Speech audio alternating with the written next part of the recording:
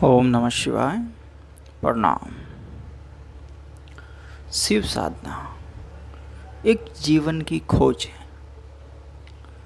भगवान शिव के दर्शन कैसे करें?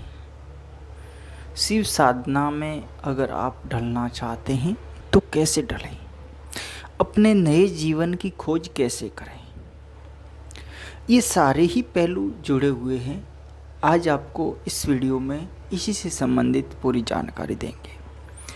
अगर आप भगवान शिव के दर्शन करना चाहते हैं तो वो किस प्रकार से करेंगे, या फिर अपने नए जीवन में परिवर्तन होना चाहते हैं, यानी आपका जो जीवन आज तक, अभी तक, इस पल तक जितना भी बीता है उसमें परिवर्तन करना चाहते हैं, तो उसका पहलू भी शिव साधना है।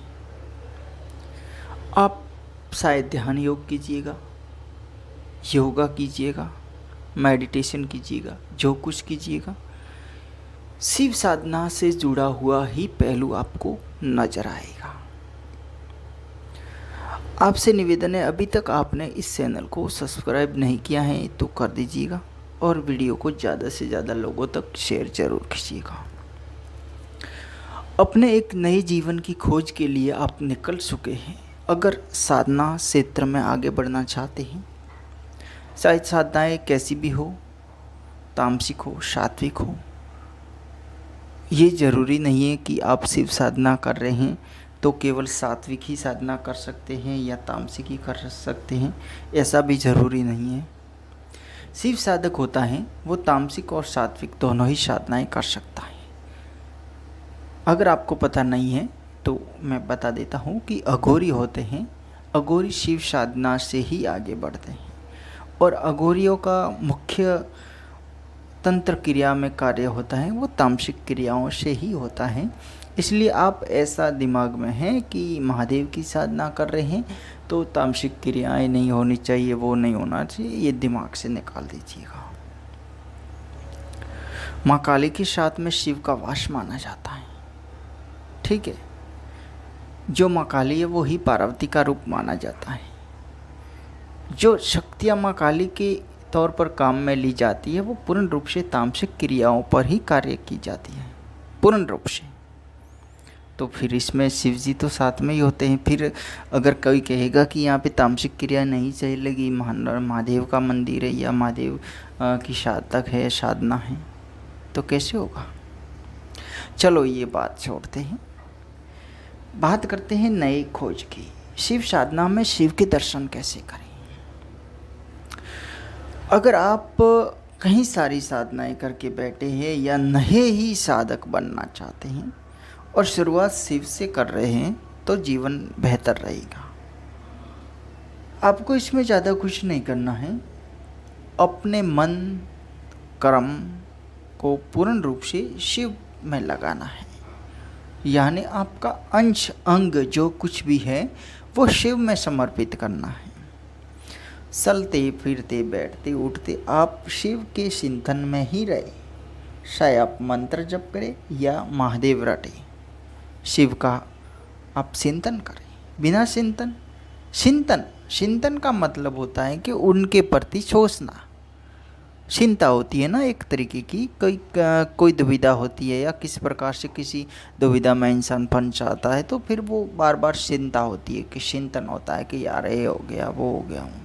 बस वही चिंतन होता है। अच्छे कर्मों में भी आप चिंतन करें, उस शक्ति के प्रति समर्पित हो जाइए, आपको उसके दर्शन हो जाएंगे सपनों में या किसी भी प्रकार से आपको दर्शन हो जाएंगे और आपको पता भी चल जाएगा कि स्पष्टता से पता चलता है कि यही है जो शिव है, यही है वो शक्ति जिसकी मैं साधना कर रहा हूँ। ये पूर्ण रूप से पता चल जाएगा। अगर नहीं है तो आप करके देखिएगा। केवल बातें करने से, इधर उधर घूमने से, गप्पे मारने से कुछ नहीं होगा। आप शिव चिंतन कीजिएगा, किसी नदी के किनारे बैठिएगा, साधना कीजिएगा। आपके पैर नदी के पानी में होने चाहिए थोड़े थोड़े, और ऐसे नहीं कि आप ऐसी कोई विचित्र जगह पर बैठे जहाँ पे पानी में कोई मगरमच्छ वगैरह होते हैं, जानवर वगैरह काटने वाले होते हैं, तो ऐसी जगहों का आप चुनाव ना करें। कोई अच्छी जगह देखिएगा, कोई झरने का पानी है, कोई नदी का है, कोई अच्छा कोई पानी है, ऐसी जगहों में जाइएगा। ये एक जो आपको वीडियो बना रहे हैं, ये गुप्त रहस्य का वीडियो है। गुप्त रहस्य की बातें हैं जो आपको बता रहे हैं, किसी की भी सुनी सुनाई बात ये नहीं कर रहे हैं। ये हमारे स्वयं के कुछ रहस्यमयी पहलू हैं, उन्हीं आधार पर हम आपको दे रहे हैं। कुछ दे रहे हैं, कुछ रख रहे हैं। पूर्ण रूप से कोई शक्तियों के बारे में पूर्ण रूप से आपको नहीं बता सकता जो सच्चा साधक है। केवल डिंग हाँकने से मतलब नहीं है, ध्यान रखना। तो आप ऐसी जगहों का चुनाव करें जहाँ पे पानी चलता है, यानी कोई झरने का है, नदी का है। ऐसी जगहों में, सुनसान जगहों में जाइएगा जहाँ जंगली क्षेत्र दिखता हो या हरा भरा हो, जैसा कैसा भी हो।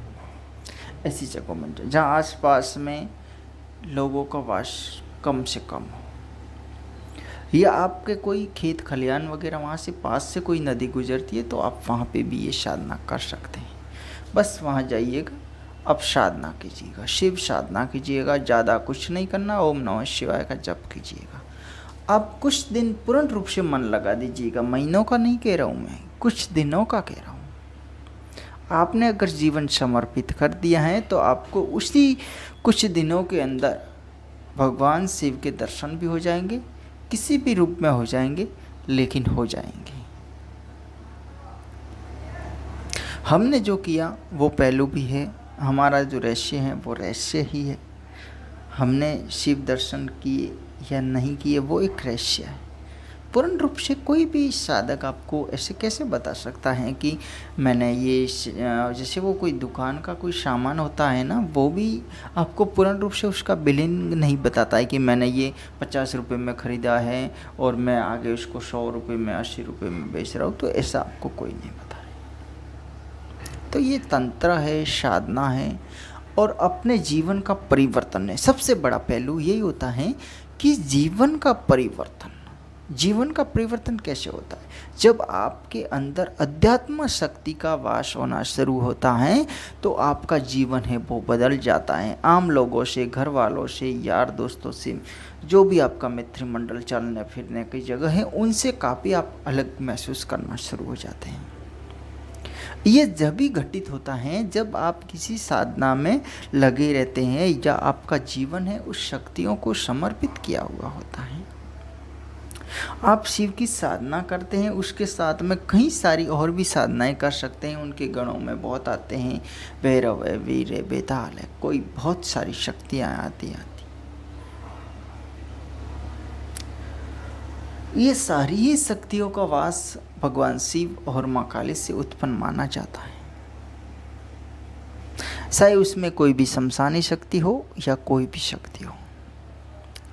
जीवन का आप अगर परिवर्तन करना चाहते हैं तो शिव साधना में लग जाइएगा, आपको शक्तियाँ भी मिल जाएगी, तंत्र ज्ञान भी हो जाएगा, अध्यात्म भी आ जाएगा, और भी कोई बड़ी छोटी बड़ी शक्तियाँ हैं तो वो भी आपको सिद्धि हो जाएगी। वो भी आपके जप करते ही आपके प्रति आकर्षित होना शुरू हो जाएगी। ये बहुत बड़ा रहस्य है, इसको समझने वाला चाहिए, और समझाने वाले तो बहुत कम मिलेंगे। समझाने वाले तो मिल भी जाएंगे तो लोग विश्वास नहीं करते हैं। एक आध कोई मिल जाता है, जैसे आज के वीडियो में मैंने बता दिया। एक गुप्त रहस्य था, ये मैं काफ़ी दिनों से बताना चाहता था लेकिन समय नहीं मिल रहा था। चलो आज बता देते तो बता दिया।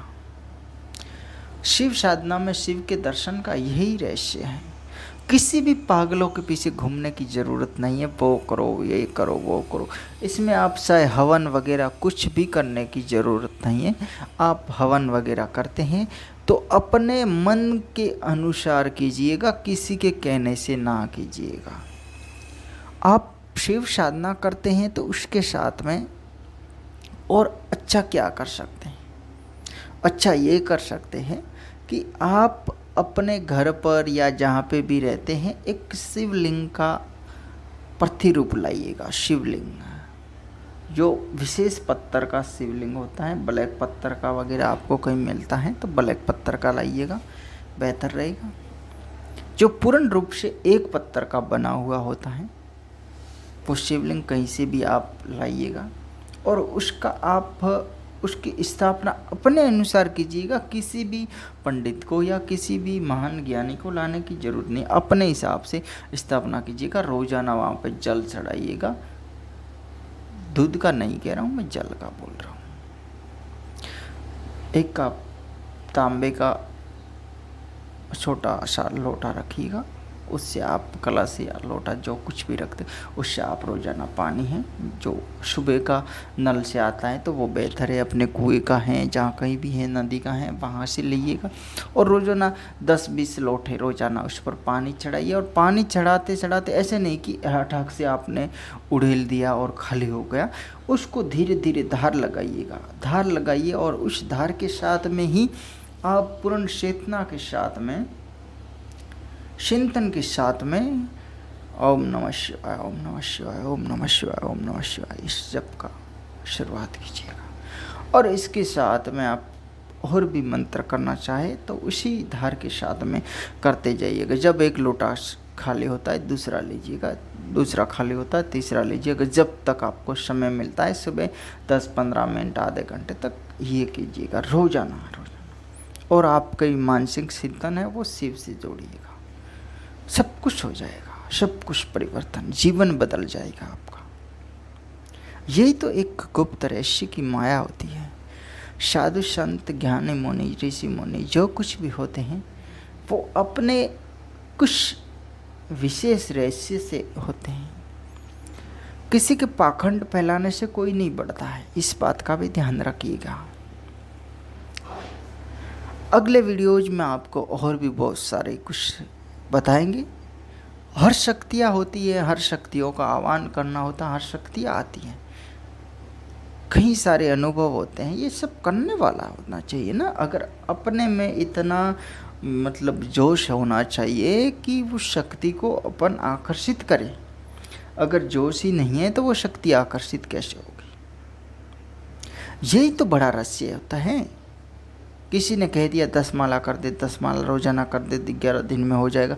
अब फिर वो माला गिनेंगी कि आज 10 हो गई, कल हो गई, आज 8 दिन तो गए, 2 दिन और रहे, 1 दिन और रहा है। ऐसे करते करते आपका समय 10 दिन का गया, आपके कुछ नहीं हुआ। फिर और कोई कहेगा 21 दिन कीजिएगा, वो भी 21 दिन ऐसे गिनते गिनते गए, कुछ नहीं हुआ। यही है बड़ा रहस्य, यही है अध्यात्म। क्योंकि अध्यात्म में अभी तक आप ढले ही नहीं हो। ढलना चाहिए आपको अध्यात्म में। जब आप अध्यात्म में ढलेंगे तो ही आप गुप्त रहस्यों में ढलेंगे और गुप्त रहस्यों से ही उस सिद्धियों के प्रति, शक्तियों के प्रति आकर्षित होंगे। आज के वीडियो में इतना ही। जय श्री महाकाल, ओम नमः शिवाय।